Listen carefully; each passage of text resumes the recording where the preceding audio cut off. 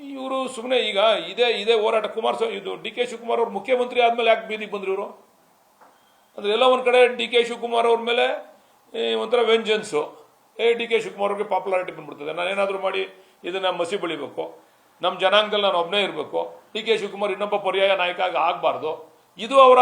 hidden agenda ಅಷ್ಟೇ 40% ಕೊಡ್ತೀನಿ ಅಂತ ನೀವು ಯಾಕೆ ಹೇಳಿದ್ರಿ ಅಂತ ನೀವು ಯಾಕೆ ಕೇಳಲಿಲ್ಲ ನೀವು ಯಾರು ಮಾಧ್ಯಮದವ್ರು ಅವ್ರನ್ನ ಅವರೇ ಹೇಳಿದ್ರು ವಿಡಿಯೋ ಕಾಲಲ್ಲಿ ಹೇಳಿದ್ದಾರೆ ಡೆಲ್ಲಿಯಿಂದ ಅವ್ರು ಡೆಲ್ಲಿಲಿ ಅವರ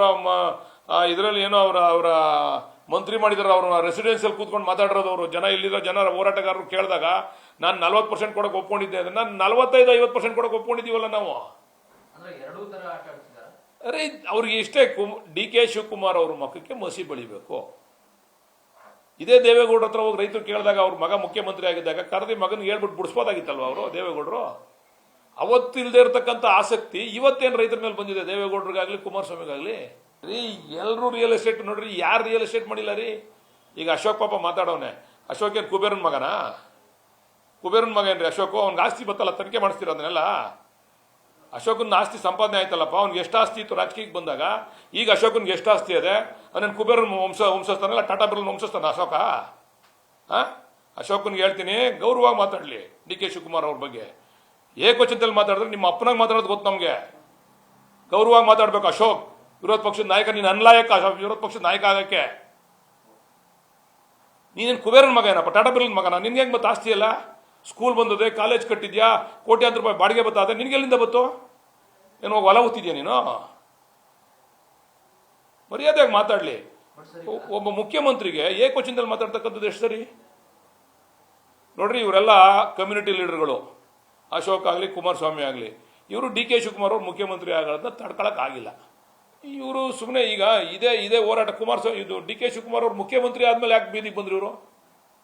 ಅಂದರೆ ಎಲ್ಲ ಒಂದು ಕಡೆ ಡಿ ಕೆ ಶಿವಕುಮಾರ್ ಅವ್ರ ಮೇಲೆ ಒಂಥರ ವೆಂಜನ್ಸು ಡಿ ಕೆ ಶಿವಕುಮಾರ್ ಅವ್ರಿಗೆ ಪಾಪ್ಯುಲಾರಿಟಿ ಬಂದ್ಬಿಡ್ತದೆ ನಾನೇನಾದರೂ ಮಾಡಿ ಇದನ್ನು ಮಸಿ ಬೆಳಿಬೇಕು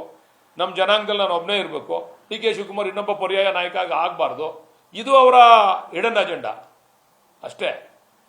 40% ಕೊಡ್ತೀನಿ ಅಂತ ನೀವು ಯಾಕೆ ಹೇಳಿದ್ರಿ ಅಂತ ನೀವು ಯಾಕೆ ಕೇಳಲಿಲ್ಲ ನೀವು ಯಾರು ಮಾಧ್ಯಮದವ್ರು ಅವ್ರನ್ನ ಅವರೇ ಹೇಳಿದ್ರು ವಿಡಿಯೋ ಕಾಲಲ್ಲಿ ಹೇಳಿದ್ದಾರೆ ಡೆಲ್ಲಿಯಿಂದ ಅವ್ರು ಡೆಲ್ಲಿಲಿ ಅವರ ಇದರಲ್ಲಿ ಏನೋ ಅವರ ಮಂತ್ರಿ ಮಾಡಿದಾರೆ ಅವ್ರನ್ನ ರೆಸಿಡೆನ್ಸಿಯಲ್ಲಿ ಕೂತ್ಕೊಂಡು ಮಾತಾಡಿರೋದು ಅವರು ಜನ ಇಲ್ಲಿರೋ ಜನರ ಹೋರಾಟಗಾರರು ಕೇಳಿದಾಗ ನಾನು 40% ಕೊಡೋಕೆ ಒಪ್ಕೊಂಡಿದ್ದೆ ಅಂದರೆ ನಾನು 45-50% ಕೊಡೋಕೆ ಒಪ್ಕೊಂಡಿದ್ದೀವಲ್ಲ ನಾವು ಅರೆ ಅವ್ರಿಗೆ ಇಷ್ಟೇ ಡಿ ಕೆ ಶಿವಕುಮಾರ್ ಅವ್ರ ಮಕ್ಕಕ್ಕೆ ಮಸಿ ಬೆಳಿಬೇಕು ಇದೇ ದೇವೇಗೌಡರ ಹತ್ರ ಹೋಗಿ ರೈತರು ಕೇಳಿದಾಗ ಅವ್ರ ಮಗ ಮುಖ್ಯಮಂತ್ರಿ ಆಗಿದ್ದಾಗ ಕರೆದಿ ಮಗನಿಗೆ ಹೇಳ್ಬಿಟ್ಟು ಬಿಡಿಸ್ಬೋದಾಗಿತ್ತಲ್ವ ಅವರು ದೇವೇಗೌಡರು ಅವತ್ತಿಲ್ಲದೆ ಇರತಕ್ಕಂಥ ಆಸಕ್ತಿ ಇವತ್ತೇನು ರೈತರ ಮೇಲೆ ಬಂದಿದೆ ದೇವೇಗೌಡರಿಗಾಗಲಿ ಕುಮಾರಸ್ವಾಮಿಗಾಗಲಿ ರೀ ಎಲ್ಲರೂ ರಿಯಲ್ ಎಸ್ಟೇಟ್ ನೋಡ್ರಿ ಯಾರು ರಿಯಲ್ ಎಸ್ಟೇಟ್ ಮಾಡಿಲ್ಲ ರೀ ಈಗ ಅಶೋಕ್ ಪಾಪ ಮಾತಾಡೋನೆ ಅಶೋಕ್ ಏನು ಕುಬೇರನ್ ಮಗನಾ ಕುಬೇರನ್ ಮಗ ಏನ್ರಿ ಅಶೋಕ್ ಅವ್ನಿಗೆ ಆಸ್ತಿ ಬತ್ತಲ್ಲ ತನಿಖೆ ಮಾಡಿಸ್ತೀರ ಅದನ್ನೆಲ್ಲ ಅಶೋಕನ ಆಸ್ತಿ ಸಂಪಾದನೆ ಆಯ್ತಲ್ಲಪ್ಪ ಅವ್ನಿಗೆ ಎಷ್ಟು ಆಸ್ತಿ ಇತ್ತು ರಾಜಕೀಯಕ್ಕೆ ಬಂದಾಗ ಈಗ ಅಶೋಕನ್ಗೆ ಎಷ್ಟು ಆಸ್ತಿ ಇದೆ ಅವನೇನು ಕುಬೇರನ್ ವಂಶಸ್ಥಾನಲ್ಲ ಟಾಟಾ ಬಿರ್ಲನ್ ವಂಶಸ್ಥಾನ ಅಶೋಕ ಅಶೋಕನ್ಗೆ ಹೇಳ್ತೀನಿ ಗೌರವವಾಗಿ ಮಾತಾಡಲಿ ಡಿ ಕೆ ಶಿವಕುಮಾರ್ ಅವ್ರ ಬಗ್ಗೆ ಏಕವಚನದಲ್ಲಿ ಮಾತಾಡಿದ್ರೆ ನಿಮ್ಮ ಅಪ್ಪನಾಗ ಮಾತಾಡೋದು ಗೊತ್ತು ನಮಗೆ ಗೌರವವಾಗಿ ಮಾತಾಡ್ಬೇಕು ಅಶೋಕ್ ವಿರೋಧ ಪಕ್ಷದ ನಾಯಕ ನೀನು ಅನ್ಲಾಯಕ ವಿರೋಧ ಪಕ್ಷದ ನಾಯಕ ಆಗಕ್ಕೆ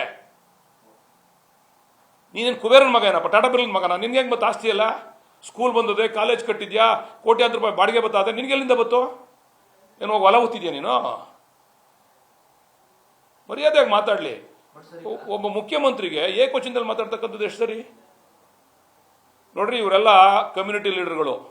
ಅಶೋಕ್ ಆಗಲಿ ಕುಮಾರಸ್ವಾಮಿ ಆಗಲಿ ಇವರು ಡಿ ಕೆ ಶಿವಕುಮಾರ್ ಅವ್ರು ಮುಖ್ಯಮಂತ್ರಿ ಆಗೋದನ್ನ ತಡ್ಕೊಳಕ್ಕಾಗಿಲ್ಲ